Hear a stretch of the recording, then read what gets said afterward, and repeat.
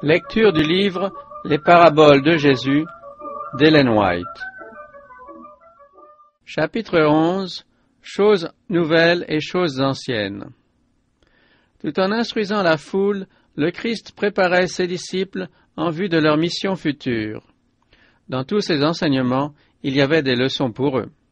Après avoir prononcé la parabole du filet, il leur demanda « Avez-vous compris toutes ces choses ?»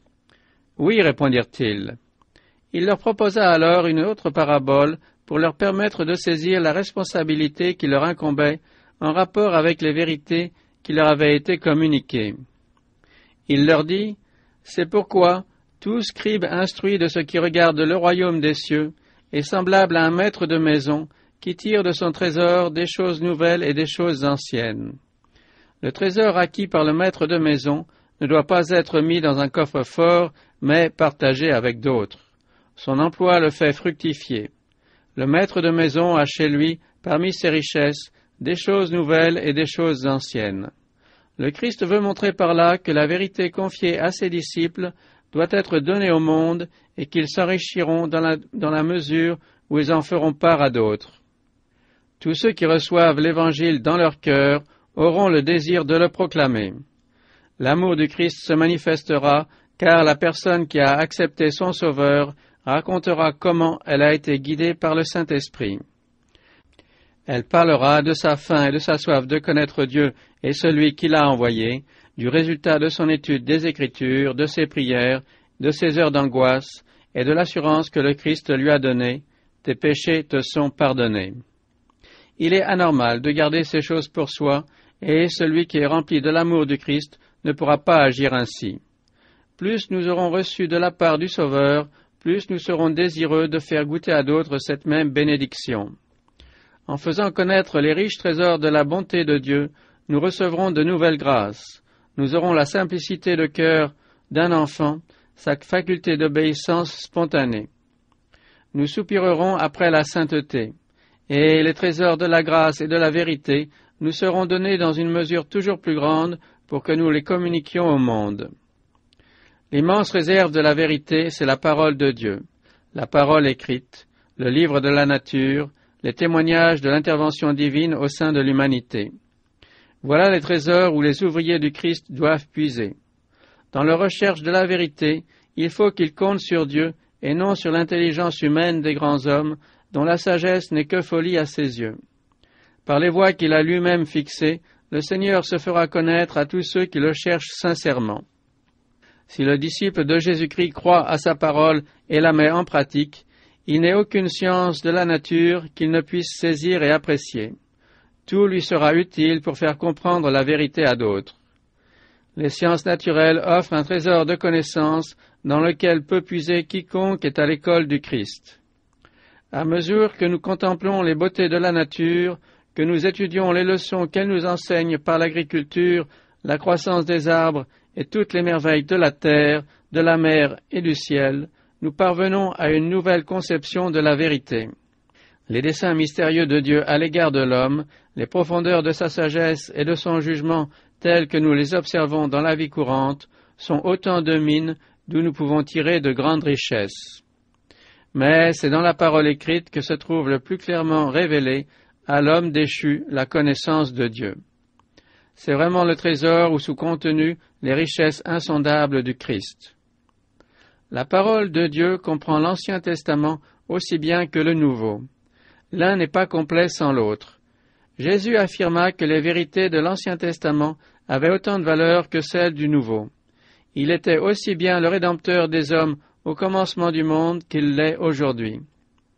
Avant que le Sauveur ait revêtu sa divinité de notre humanité, le message évangélique avait été annoncé par Adam, Seth, Enoch, Méthusélah et Noé. Abraham en Canaan et Lot à Sodome l'avaient prêché, et toutes les générations eurent de fidèles messagers pour parler de celui qui allait venir. Les rites de l'économie judaïque avaient été institués par le Christ.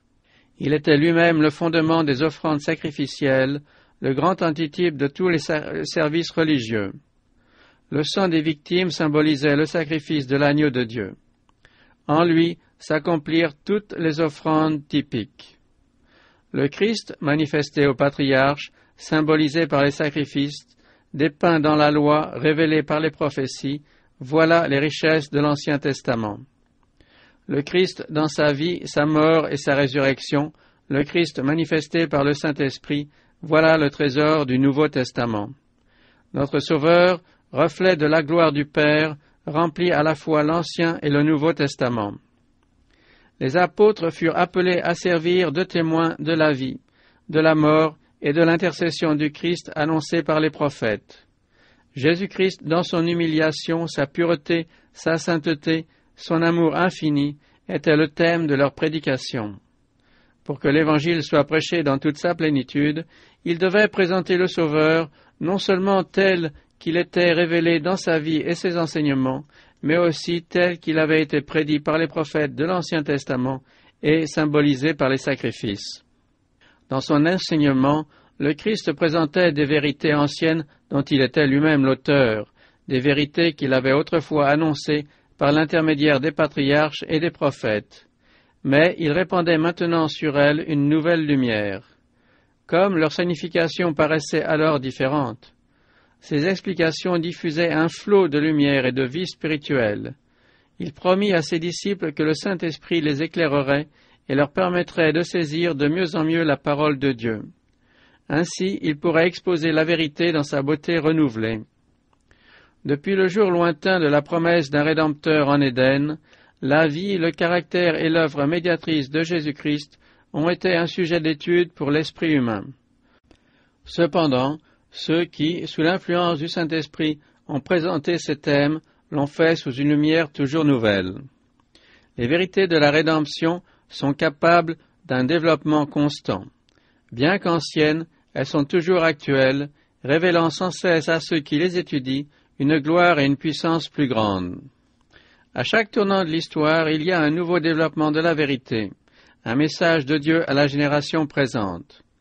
Les vérités anciennes conservent toute leur importance et les vérités nouvelles ne sont pas indépendantes des anciennes, elles n'en sont que le complément. Les vérités nouvelles ne peuvent être comprises qu'à la lumière des anciennes. Quand le Christ voulut exposer à ses disciples la vérité de la résurrection, il commença par Moïse et tous les prophètes, et il leur expliqua dans toutes les Écritures ce qui le concernait. D'un autre côté, la lumière qui brille dans les vérités nouvelles illumine celle du passé. Celui qui rejette ou néglige les nouvelles ne possède pas vraiment les anciennes.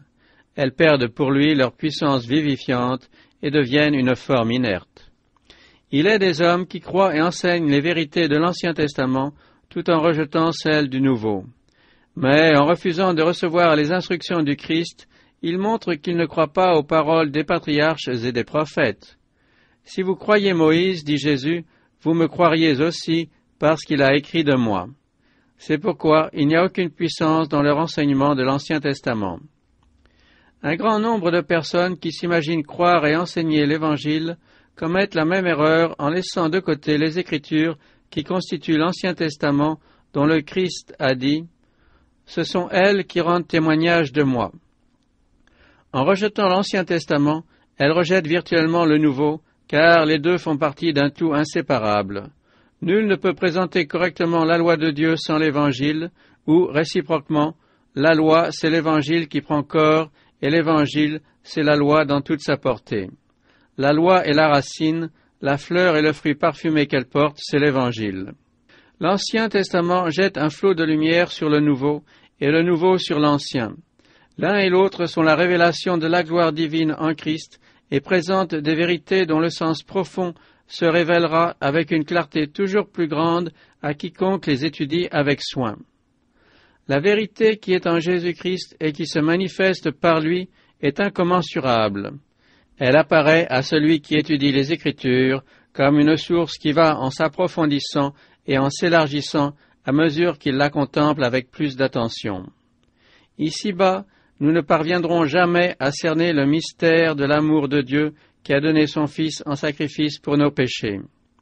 L'œuvre de notre Rédempteur sur la terre dépassera toujours tout ce que notre imagination peut concevoir. Nous aurons beau faire l'impossible pour pénétrer ce mystère, notre esprit se fatiguera avant d'y être parvenu. Le chercheur le plus diligent verra devant lui un océan sans limite.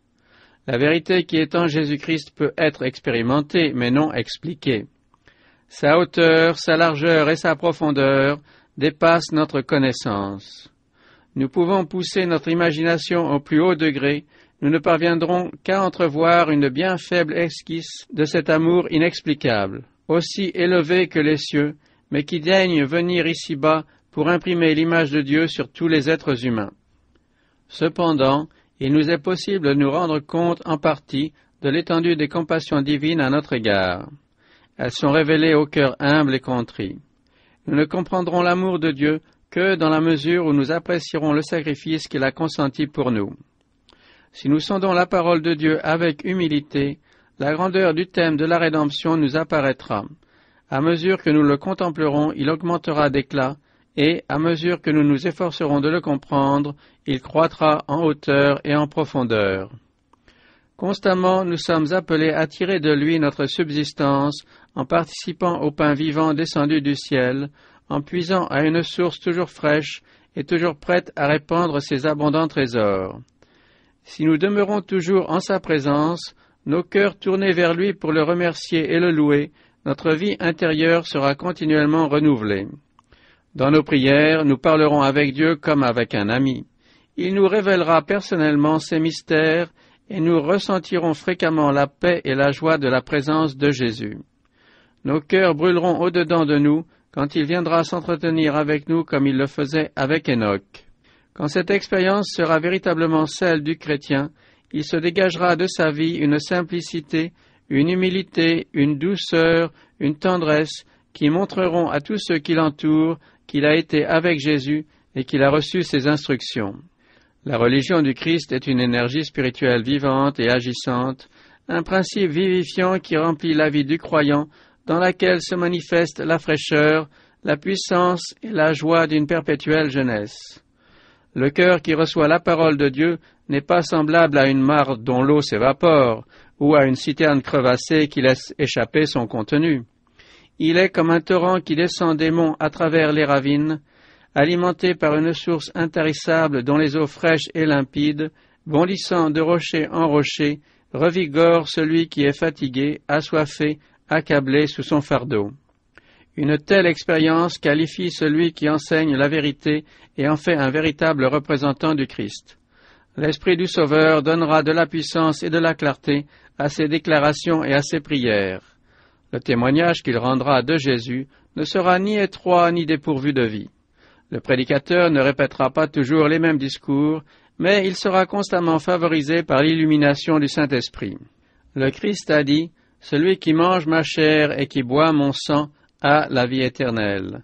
Comme le Père qui est vivant m'a envoyé et que je vis par le Père, ainsi celui qui me mange vivra par moi. C'est l'Esprit qui vivifie. Les paroles que je vous ai dites sont esprit et vie. Quand nous mangerons la chair du Christ, quand nous boirons son sang, notre ministère offrira l'image des réalités éternelles. Nous ne reviendrons plus sans cesse sur des pensées surannées. Les prédications fades et monotones cesseront. Les anciennes vérités seront présentées sous un jour nouveau. Nous posséderons une nouvelle conception de la vérité que nous prêcherons avec une clarté et une puissance évidentes. Si les personnes qui auront le privilège de bénéficier des soins d'un tel ministère se laissent influencer par le Saint-Esprit, elles sentiront en elles la puissance régénératrice d'une vie nouvelle. Le feu de l'amour divin les embrasera.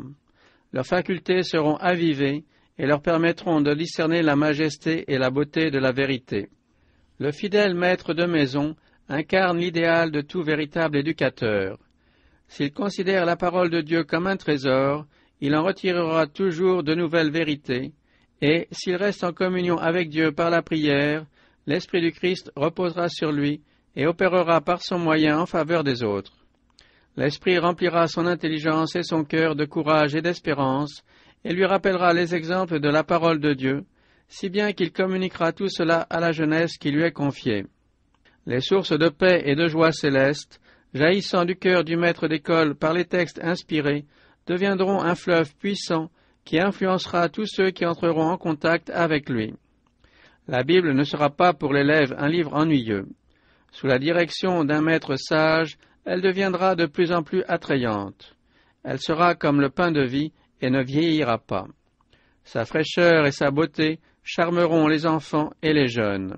Elle sera comme le soleil qui communique sa chaleur et sa clarté sans jamais s'épuiser. Source d'éducation, le Saint-Esprit anime l'Écriture. Une nouvelle et précieuse lumière émane de chacune de ses pages. La vérité y est révélée, mots et phrases acquièrent de l'éclat et un sens approprié aux circonstances. C'est la voix de Dieu qui s'adresse à l'âme. Le Saint-Esprit aime à parler aux jeunes et à leur faire découvrir les trésors et les beautés de la parole de Dieu. Les promesses faites par le grand Maître emporteront l'intérêt et pénétreront l'âme du pouvoir divin. Le croyant se familiarisera avec les choses célestes qui deviendront pour lui un rempart contre la tentation. Les paroles de vérité auront une importance plus grande et prendront une signification insoupçonnée jusqu'alors. Leur beauté et leur richesse auront une influence transformatrice sur l'esprit et le caractère. La lumière de l'amour céleste inondera le cœur comme une inspiration. Une étude prolongée de la Bible ne peut que la faire apprécier et amener celui qui s'y livre à la connaissance de la sagesse infinie et de l'amour de Dieu. La signification de la dispensation israélite n'a pas encore été totalement comprise. Des vérités profondes sont voilées sous les rites et les symboles. L'Évangile est la clé qui donne accès à ces mystères. La connaissance du plan de la rédemption permettra de les saisir. Il ne tient qu'à nous de pénétrer plus avant dans la compréhension de ces sujets merveilleux. Il faut que nous percevions les choses profondes de Dieu. Les anges eux-mêmes désirent plonger leur regard dans les vérités révélées à ceux qui, d'un cœur contrit, songent les Écritures et demandent au Seigneur de mieux saisir la longueur, la largeur, la profondeur et la hauteur de la connaissance que lui seul peut leur donner. Tandis que nous approchons de la fin de l'histoire du monde, les prophéties relatives aux derniers jours réclament tout particulièrement notre attention. Le dernier livre du Nouveau Testament est rempli de vérités qu'il nous faut comprendre. Satan aveugle beaucoup de gens de telle sorte qu'ils sont tout heureux de trouver une excuse pour ne pas étudier l'Apocalypse. Mais le Christ y a révélé, par son serviteur Jean, ce qui arrivera dans les derniers temps, et il dit « Heureux ceux qui lisent et qui entendent les paroles de la prophétie et qui gardent les choses qui y sont écrites. » La vie éternelle, a dit Jésus, c'est qu'ils te connaissent, toi, le seul vrai Dieu, et celui que tu as envoyé, Jésus-Christ. Pourquoi ne nous rendons-nous pas compte de la valeur de cette connaissance? Pourquoi ces glorieuses vérités n'illuminent-elles pas notre cœur, ne frémissent-elles pas sur nos lèvres et ne remplissent-elles pas tout notre être? En nous donnant sa parole, le Seigneur nous a communiqué toutes les vérités nécessaires à notre salut. Des milliers de gens se sont désaltérés à cette source sans que son débit soit affaibli. Des milliers ont contemplé la source et ont été transformés à son image. Leur esprit brûlait au-dedans d'eux, tandis qu'ils parlaient de son caractère, de ce que le Christ était pour eux et de ce qu'ils étaient pour lui. Ces chercheurs n'ont pas épuisé ces thèmes sacrés, et des milliers d'autres peuvent s'engager dans cette voie de la découverte des mystères du salut. Si nous méditons la vie du Christ et le caractère de sa mission, nous distinguerons toujours mieux les rayons de lumière qui en émanent. Chaque nouvelle recherche nous révélera un aspect encore plus intéressant. Le sujet est inépuisable. L'étude de l'incarnation du Fils de Dieu, de son sacrifice expiatoire et de son œuvre médiatrice pourrait occuper toute la vie du chercheur persévérant. Et, en songeant aux innombrables années qu'il passera dans le ciel, il s'écriera « Le mystère de la piété est grand ». Pendant l'éternité, nous étudierons ce que nous aurions pu saisir dès ici-bas si nous avions mieux profité des lumières qui étaient mises à notre disposition. Les grands thèmes de la rédemption seront, pour les racheter, un sujet constant de méditation et de louange. Ils comprendront les vérités que le Christ aurait révélées à ses disciples s'ils avaient eu plus de foi.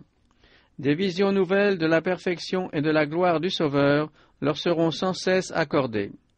Pendant l'éternité, le fidèle maître de maison tirera de son trésor des choses nouvelles et des choses anciennes.